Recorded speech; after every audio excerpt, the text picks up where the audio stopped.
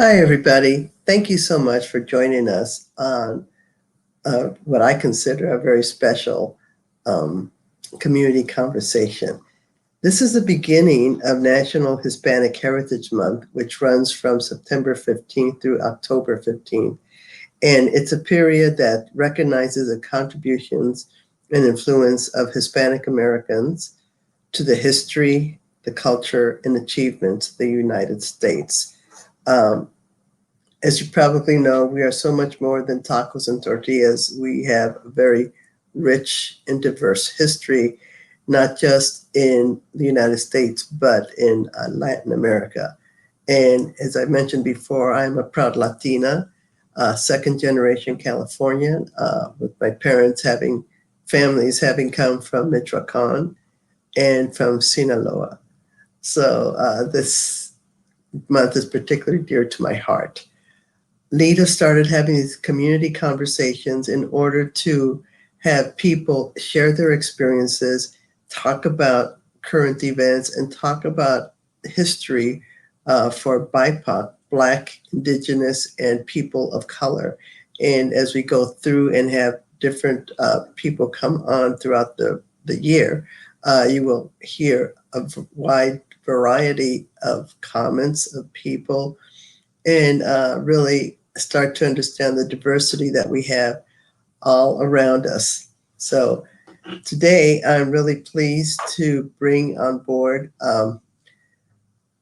people, the board chair from LAUP, otherwise known as, well, I will let Jose talk about that for a minute. So Jose, welcome. I'd like to introduce you. You are, if I can get this screen right, so you were born and raised in Holland and graduated from Holland High. I did, correct. Yes, and you did a little bit at Hope College in the fall of '96. And like some kids do, they go into a rebellion stage, and you decided to go work for Herman Miller instead of finishing college, but you were recruited into the insurance industry and never looked back. So you currently work for Coop and Burr Insurance, but you serve as a board president for LAUP. And I might say that you are a second generation board member, with your father having been a board member at LAUP before you. And LAUP stands for Latin Americans United for Progress. You've also served on the board for Mac Media and the West Coast Chamber of Commerce, which is based here in Holland, Zealand. And you like to help your clients in their businesses. So welcome, Jose. Pleasure to have you. Thanks for having me. And now I'm going to bring Yadah on. Hi, Yadah. Hello. Hi. So Yadah Ramirez is a current programs director for LAUP. She graduated from the University of Michigan with a bachelor's degree in biopsychology, cognition, and neuroscience in 2017. So following graduation, she returned to Holland to serve her community as the college advisor at Holland High School before joining the LAUP team. So welcome, Yadah. Thank you. So Jose, let's get started with you. Sure. Can you please tell us a little bit about the mission and history of LEDA? Sure. Of LAUP, correct? Just making sure. I'm sorry, of LAUP. That's okay. Yeah, no, we've been around, organization's been around since roughly 1964. And, its true premise originally was a much smaller population of Latino people here in West Michigan. But we needed to have a center, a voice, somewhere where Latinos could go, have, safety, have trust, and be able to bring issues to the forefront as a growing population here in West Michigan, Holland in particular. So throughout the decades, a lot of things that I can remember that I've researched on is did a lot of work with immigration services, helping people with immigration things. But at the end of the day, it was anything from personal finances to resources for pretty much anything that people would need at that time. And it still happens today, right? So, our mission is to empower Latinos, to participate in empowering, the community as a whole. And so even though our program focuses on the Latino population primarily, at the end of the day, we're in a beautiful community. And if we're not out there trying to make it better for everybody, then we're falling short of what we really should be doing. So as you mentioned before, my dad was a treasurer for LAUP, I think back in the 80s. My mother helped with the fiesta, at that time, the queen pageant for the fiesta. So I've always been a part of this program in some way, shape, or form, whether I was taking an award up on stage to the contestants, whether I was on the float in my charro outfit, waving to everybody at tulip time parades. And now as a younger adult, I served before on the board for, I believe, 6 years. Took some time off to focus on other things. And here I am again on the board.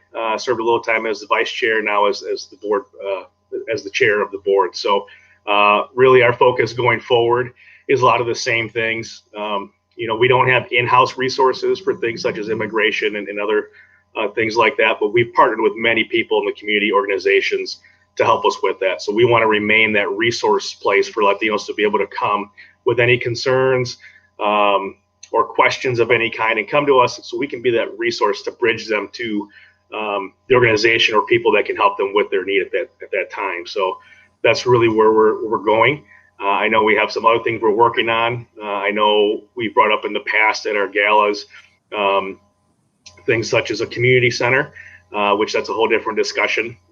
But that's something that's near and dear to us for many reasons. We would love for many organizations to come together under one roof, be that place where community can come from any background and be able to, to find their main resource.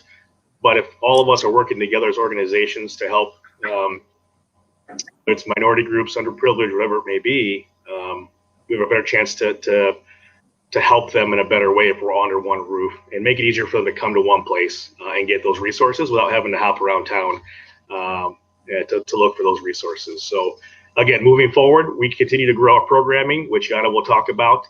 I think you and I have discussed the fact that for a long time, people have thought of LAUP and said, oh, it's fiesta. And that's a beautiful thing, right? This year we missed the fiesta because of COVID, and that's disappointing, but we're looking to come back next year stronger and better. But one of the things we're really focusing on right now as an organization is really building our programming, which again, Yadah will talk about, because we're really focused on the youth and many other aspects that we can help the community with. And that programming, that's really our future. Without that, to be able to service our people, we're just kind of here for fun in a sense. So I don't want us to be, and the board doesn't want us to be here just say, hey, LAUP is fiesta. We're much more than a fiesta. We're much more than a golf outing, even though those events help us tremendously. We really want to be able to grow our programming and, again, just be able to offer more services to more people throughout our community. So I'm proud to be part of this phenomenal board. And, that's where we're at. I'm muted. So thank you, Jose. Thank you so much for that quick overview. You did use a term that some people might not be familiar with. You said charro. Mm-hmm. Can you explain to us what your charro costume is? A charro, realistically, if you think of a mariachi outfit, a mariachi band, the outfits they wear are charro. They're very elegant in design and kind of flashy. So again, I do remember those days, and that's it. Think of mariachi, and that was me in a charro outfit back in the day. So now I'm going to bring Yadah on, and if I can hit you on. Great. Okay. There you are. Welcome, Yadah. I wanted to ask you, first, can you give us an overview of LAUP's programs? Yes, definitely. So currently, LAUP is running both adult and youth education programs. They are being run a little differently this year because of COVID-19. So our adult programs are being run entirely virtually. And our youth education programs, we decided to take the same take on matters that local area public school districts have and offered the students and their families the option to enroll into the program, either virtual learning or in-person learning. So backtracking a little bit, the adult ed programs that are offered this year, the citizenship program and the Spanish GED program. And then in terms of our youth programming, that would be the Adelante and the Más Adelante program for youth in grades 9 through 12. The adult programs are pretty self-explanatory within their names. So our citizenship program prepares students, it's a 10-week course that prepares students to take the U.S. citizenship exam. So it will cover U.S. civic questions, the ones that are on the exam, so the total 100. And then students will also within the program receive support to complete their N400 applications. So again, like Jose said, we do not handle any sort of legal immigration matters or any matters legal in nature at all. So we partner very closely with Lighthouse Immigrant Advocates, LIA, to be able to supply the curriculum for that citizenship program and also have students receive the support to complete those applications. So it's a really great partnership with LIA. We're very appreciative to be able to collaborate with them. The GED program, like I said, that is completely in Spanish. So that is to be able to allow individuals to not have language be a barrier in obtaining a better education, a higher education, and possibly even a promotion in their existing career, or maybe going on to a different job or career than they currently have. And that's a 14-week program. In terms of our youth programs, those center on career and college readiness. So program students receive support as they prepare to enter a post-secondary institution or career.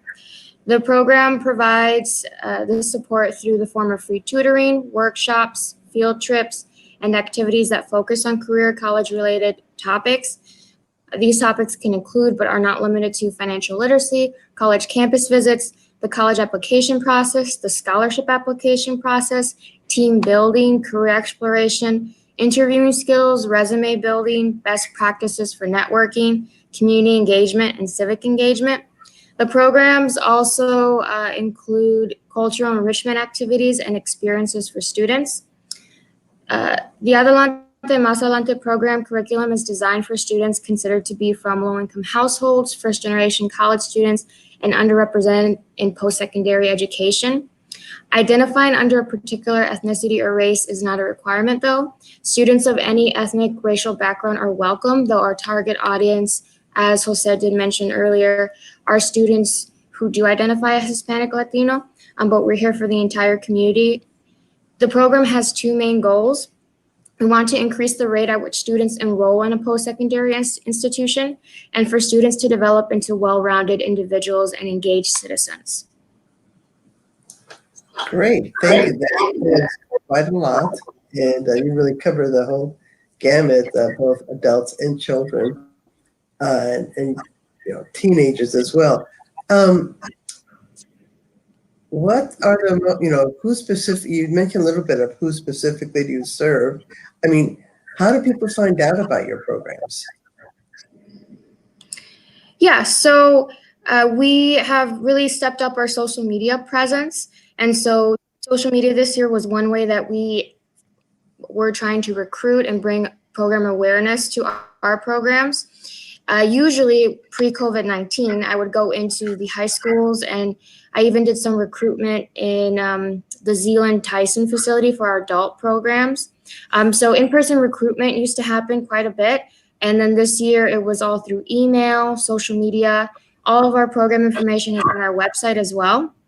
And so that was the main mode of bringing awareness this year to our programming. Great. I know just about every nonprofit has had to determine how they're going to operate because of COVID, and it doesn't look like it's going to be any time soon. So, so like other nonprofits, there are probably things that you've learned that you could actually do, not necessarily better, but in a way that's more interesting or exciting because of what you learned having to serve people and young people during COVID. Do you have any of those aha moments that you said, hey, let's do it this way in the future, regardless of whether or not we have to be remote?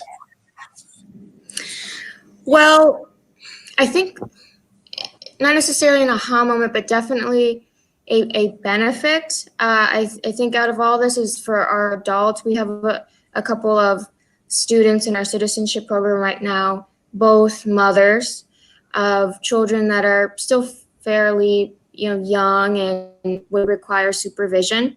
LAUP, unfortunately, in our in-person meetings, we're not able to provide childcare. We don't have the facility capacity for it to do so. And so with virtual learning, a student can learn from home. And so then that barrier of not being able to provide childcare is lifted. And that's something that they both had mentioned. There was one student who this week got stuck in traffic, but still was able to get on the call and be a part of the session until she got out of traffic, because it's virtual right now. So I think that this can be a beautiful thing. I think going forward, it'd be very possible that we continue to have a virtual option for individuals who could benefit from that, because I think the biggest thing is we want to make sure that individuals have access to these free educational programs that can better their lives and then better their families' lives. And in doing so, ultimately better our community as a whole. Well, that's great, because someone might have thought that COVID might have really affected a lot of what you do adversely, but it also removed a lot of the barriers, what you're saying, for people being able to participate, such as childcare and transportation, for example, two major ones. Yeah, no, that's great. Because I think we're all learning and realizing, no, we can do it this way now rather than the old way where you have to go and be someplace all the time. Before I go back to Jose, what are the most popular programs? Yeah, so I would definitely say if it's a single most popular program, I would definitely say that would have to be the Más Adelante program. So again, one of our youth programs, and specifically for 11th and 12th grade students. And the reason being more so on the 12th grade side. So there are a lot of seniors who are part of that program, typically even this year, that still proves to be true. And I think it's so popular because students, especially first-generation college students, they need so much support. I know firsthand experience, as I was a first-generation college student as well, to get through that process. It's confusing, it's very long, and you can really get lost in it and discouraged if you don't have support in trying to navigate that. I would say our most popular program for our adults would definitely have to be our citizenship program.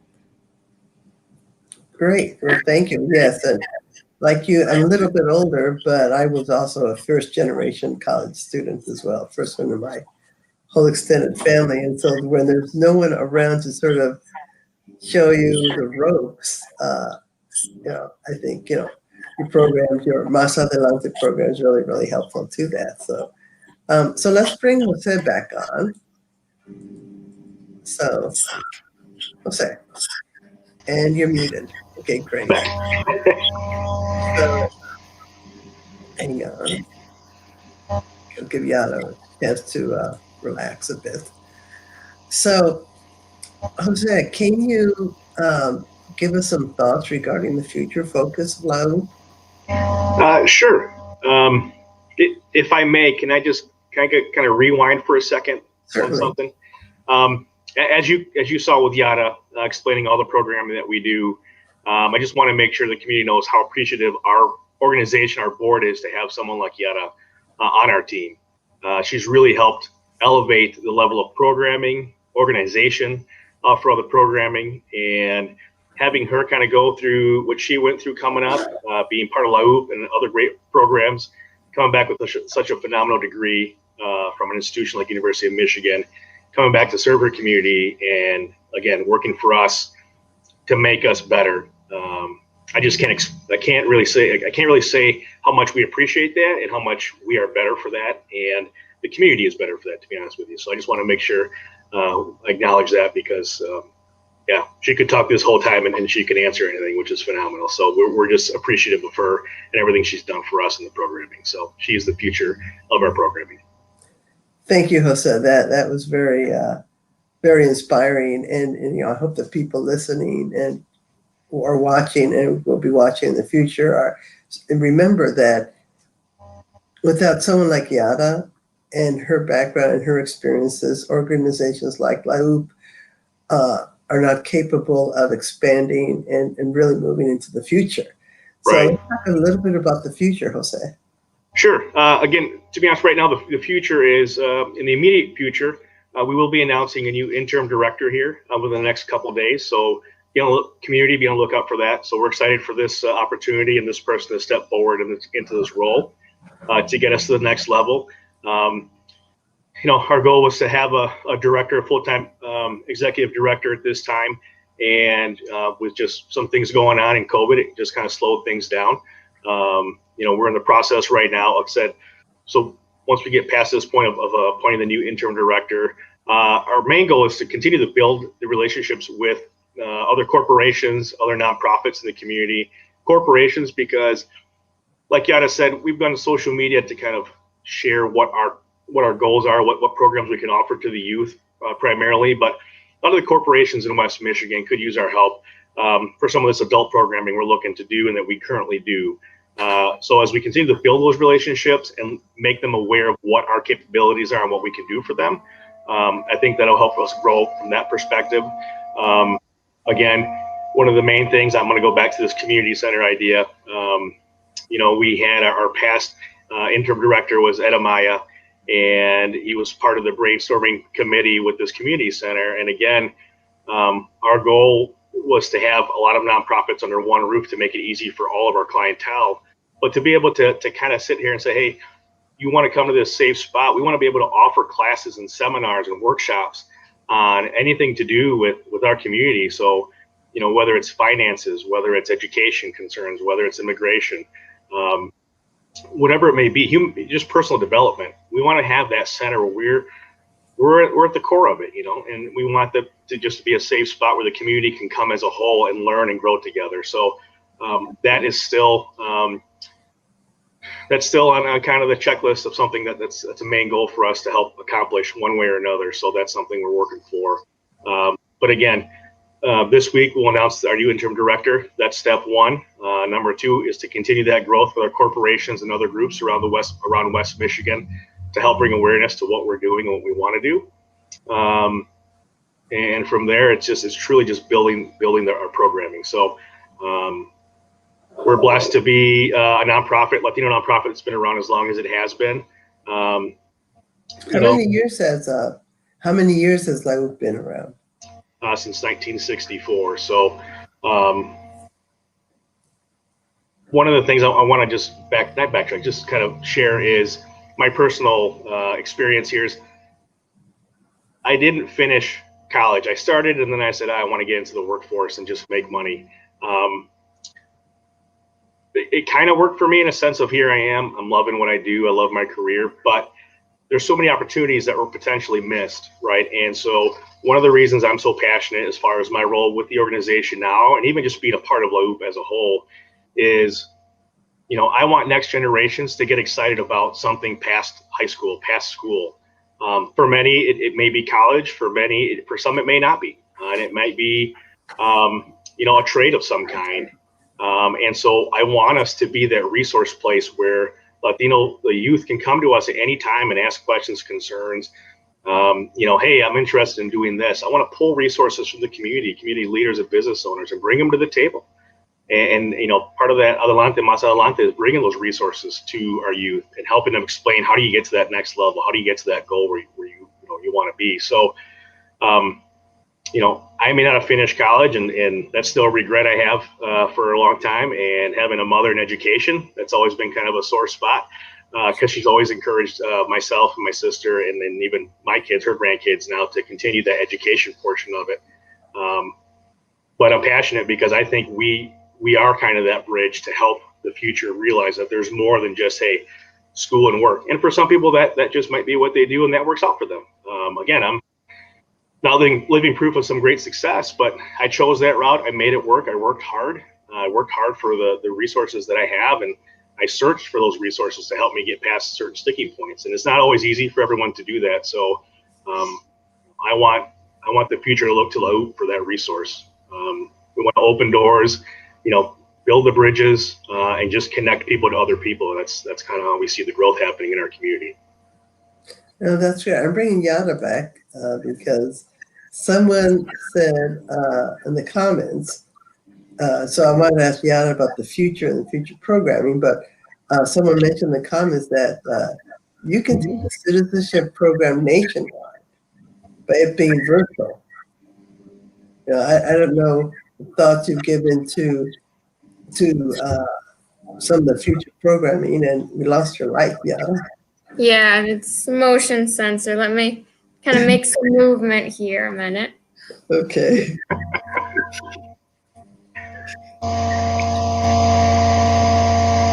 Trying to be energy efficient in the office, and that's what happened. Yeah, exactly, and yeah, that happens. So, All right. good. Now we can see you. So, if you were dreaming about, if you had resources, and this is also your chance to tell your board chair if you haven't shared some of these dreams, what you would envision LAUP to be in 5 to 10 years. Yeah. Well, kind of directly addressing the comment about, you know, the opportunity to take the citizenship program nationwide. I think that would be fantastic. Again, this could be the biggest, you know, benefit, I guess, of COVID-19 forcing a lot of nonprofit organizations, other organizations, companies to rethink the way they offer programming. And so I definitely think that that is a possibility. In terms of client services, to kind of give an example of how we're going out of the state of Michigan, again, because people are seeing LAUP over social media now more that we have a bigger presence. We do offer in-house general college advising services, FAFSA assistance. Again, since I was a college advisor for a couple of years at Holland High School, I'm well-versed in providing those kinds of services. And so I actually was able to assist a student in the state of Texas to complete her FAFSA and get everything situated. So I definitely think in that same respect, we could even have programming offered, you know, to any individual who can jump on that virtual meeting call. In terms of other, I guess, more new programming, because I think for me that would be more of a definition of expanding programming that's existing already. Earlier in our conversation today, I mentioned that programs have two main goals: to increase the rate at which students enroll in a post-secondary institution and for students to develop into well-rounded individuals and engaged citizens. I would love to see a third goal added to that by adding another program, possibly. So I think it's not only important to increase the rate at which students enroll in a post-secondary institution, but that it's also important, and maybe even arguably so, even more important, to increase the rate at which students maintain their student status in that institution and graduate from it. I would love to have a program that focuses on that goal. All too often, we see students who are first-generation college students who are coming from low-income households, possibly as well, not graduate from college, and this is a big problem. LAUP is in the beginning stages of trying to set up You froze. this kind of You're a freezing a bit. program. We are back now. Can you hear me all right? Okay. Yes, now I can. You started saying LAUP is now in the process of. Okay, great. Sorry about that. So LAUP is now in the process of trying to set up this kind of a program. So we are keeping contact information of all high school graduate students who go through our program and complete it, so that we're contacting them throughout their college year to make sure that they still feel that they have a system of support to meet their needs and be successful in college. Our first college student reunion meeting, so to name them, within this framework was a FAFSA workshop in December of 2019, so right before COVID-19 pretty much shut everything down. And I think we had a great turnout. We had 70% of our senior graduates of the 2018-2019 Más Adelante cohort come out for that. I think this is a clear sign that if students are given the opportunity to continue to receive support from their hometown, from their community, they will take advantage of it and use it to be successful. I would also like to see LAUP offer some sort of a health-related program. I think the matter of health awareness for the Hispanic Latino community is very important, and it would be great to have a program that addresses this. As a Latina raised in a family where my mother was an immigrant from Mexico and her family as well, and where my father might have not been an immigrant, but still very much had an immigrant experience growing up as he started working in the fields as a migrant worker at the age of 3, alongside his grandfather, who was an immigrant. I can understand the reluctance in seeking professional medical care at times that exists in the Hispanic Latino community, along with sometimes the inability to have access to medical care or to be even able to afford it. My vision for the program would be for it to address these issues, being again the reluctance to, inability to have access to, and inability to afford professional medical care. Most notably, I would love to start with a mental health awareness program within this overarching umbrella of health awareness programs. I'd want to start with mental health first because I think mental health is still profoundly stigmatized in the Hispanic Latino community, and this is something that I too, again, have experienced firsthand. Wow, that is a lot. So I'm going to bring Jose back on. And so, did you get all that, Jose? I did. I've been writing everything down for our meeting tomorrow. And LAUP has a really great reputation for collaborating with other organizations. So I wouldn't be surprised if someone who's watching would reach out and sort of start saying, "Hey, what did you mean by that? And how can we get started?" So. And as you can tell, again, just listening to Yadah speak, this is why we're so happy and appreciative for her being on board. And when I say things like she's the future of LAUP, just listening to her talk is exactly why she is the future of LAUP. So yes, and I can definitely see that and sense that and hear that. How has your programming been this year because of COVID? What challenges have you faced that this is your opportunity to ask or to mention to the community at large, what some of the challenges are that they may not be aware of, that they may be able to assist you with? Well, I think that the two biggest challenges have been recruitment. Again, mostly for our youth. I would say actually equally for our adults. I wasn't able to go right in person. And for individuals who are not on social media or perhaps, don't follow us on social media, who didn't receive an email blast, then it was a little difficult to reach out to them. And then the second biggest thing is volunteers. So usually our big pool on volunteers comes from Hope College, specifically the Hope College Phelps program or Hope College Phelps Scholars program.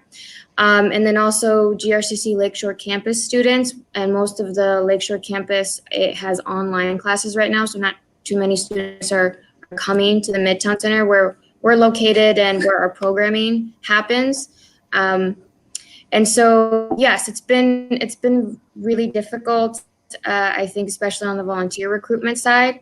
I'm very appreciative to the board members who have filled those volunteer spots though. So they've been assisting with the youth programming, which always needs the most volunteers. Great.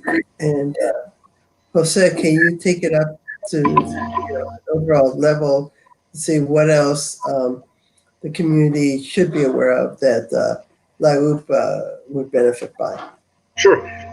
So just like many other nonprofits this year, fundraising became quite the challenge. That's a word no one likes to use, but it's the reality of how our programs continue to function on a daily basis. And we did miss out on opportunities such as Fiesta. We technically have a golf outing every year too that does well for us and brings people together. And then our annual gala that would be coming up here soon. So without those opportunities to share our message and to get out to the community and help to bring some funds into the party, looking forward to, we will be having a virtual fundraiser of sorts. We're supposed to have a couple in the near future, so please be on the lookout for those notifications. But other than that, again, that's kind of on the bigger picture of what LAUP stands for. Is like anyone else, the finances are what keep us going. And so This year was a little bit of a struggle, but I think with the virtual fundraising opportunities we're going to present to the community soon, that'll help kind of make up for that. And again, as we continue to build those relationships with other corporations and really show the value of what we're doing, I think that'll assist us as well down the road. So, you know, overall, the future is still bright for us, and we look forward to serving the community and helping Latinos, you know, again, have a safe spot to come for resources of any kind. So we want to be that center. We have been that center. We will continue to be that center for West Michigan. So. Oh, great.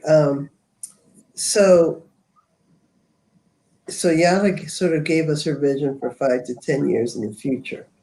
And I don't want to put you on the spot because, you know, I've been on boards too, and you don't have to put the board members on the spot, but are there plans for future visioning?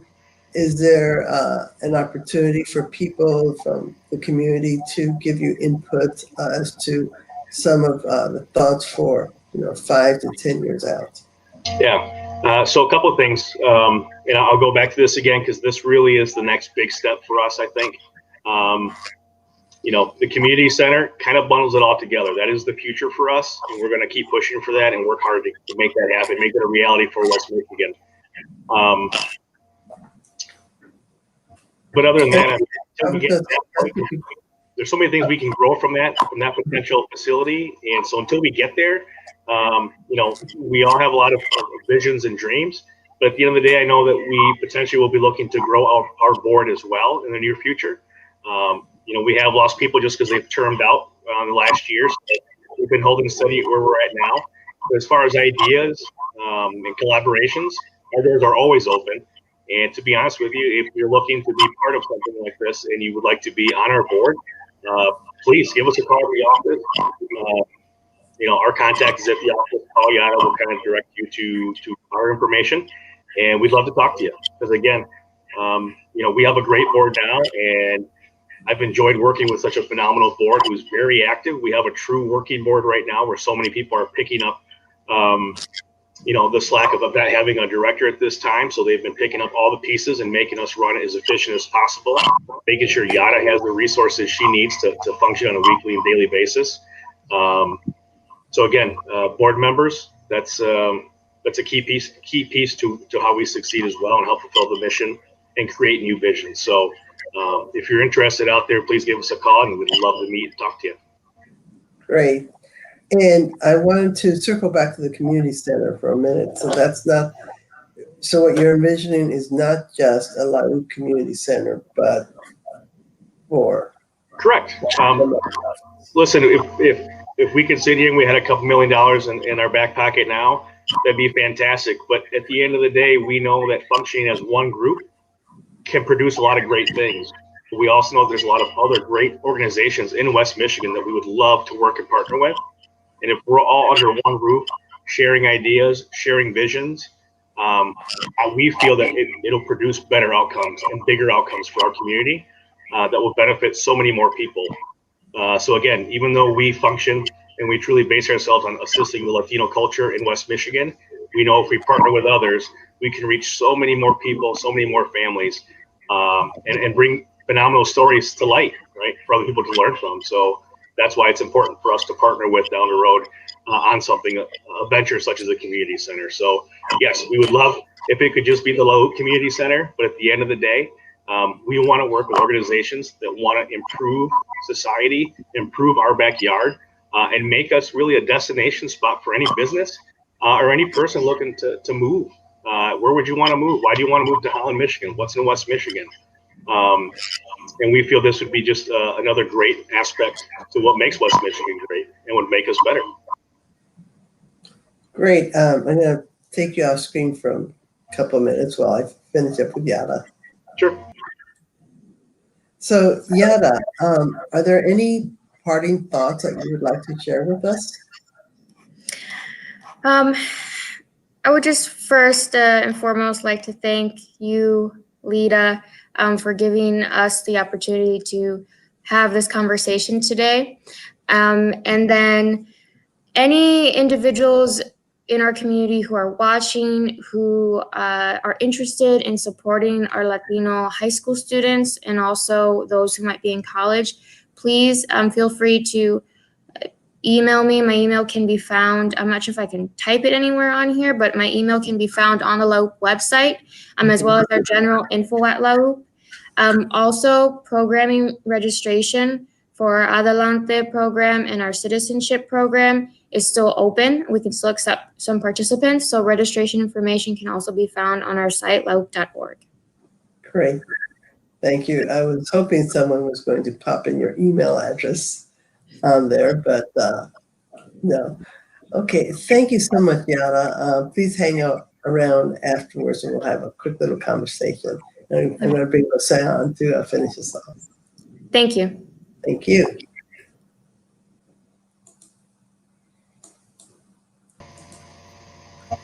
And Yadah's email is now up on our the chat room. So it's Yadah, YADAH at LAUP.org. So feel free to reach out to her.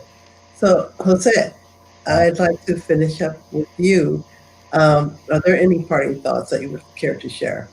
Well, I just want to thank you as well for having us on here, for letting us talk about LAUP, where we've been, where we want to go, what we're doing now. I think it's avenues like this that can help us promote, what we really are about. So, again, I've been blessed to know about this program, be part of it for so long, and to be where I'm at now, and again, work with phenomenal people towards the future of this programming, of the program. It's kind of speechless at times, right? So I'm just glad we have this avenue, and again, you're allowing us to share our story with you today. So we look forward to continued growth and relationship building with our community. And again, we have open doors, even under the COVID circumstance, open communication doors. So whether it's ideas, thoughts, whatever it may be, criticisms even, please feel free to contact us and let us know. So we can't grow and we can't be better if we don't listen to everyone from the community and try to figure out the best way to move forward and grow. Great. Thank you so much, Jose. And if you can just hang out for a few minutes Sure. afterwards, please. Thank you. Thank you. So I'd like to thank everyone for being on the call.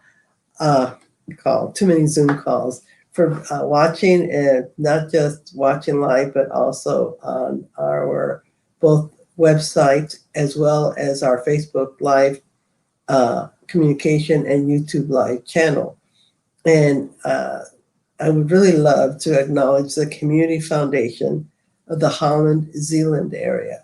Their support is making these ongoing conversations possible. So again, my very deep thanks and very grateful to the Community Foundation of the Holland Zeeland area. In the next 3 weeks, we will also be focusing on other aspects of the Latino experience here in West Michigan, and maybe even national. So I'm still trying to line up the guests, but please stay tuned if you want to find out more about Latinos, our culture, and some of our unique experiences and challenges. Please come back and see what our different guests have to say. Thank you so much, and have a great rest of the day.